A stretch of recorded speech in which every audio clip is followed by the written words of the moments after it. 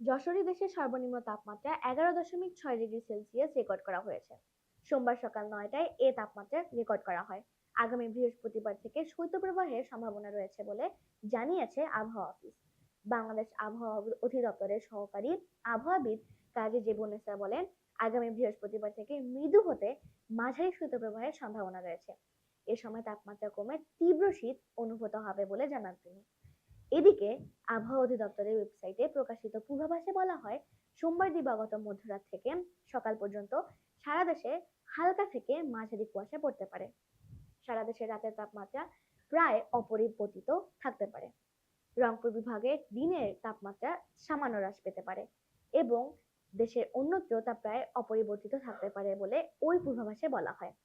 এর আগে গতকাল রোববার পঞ্চগড়ের তেঁতুলিয়ায় দেশের সর্বনিম্ন তাপমাত্রা 9.9 ডিগ্রি সেলসিয়াস রেকর্ড করা হয়।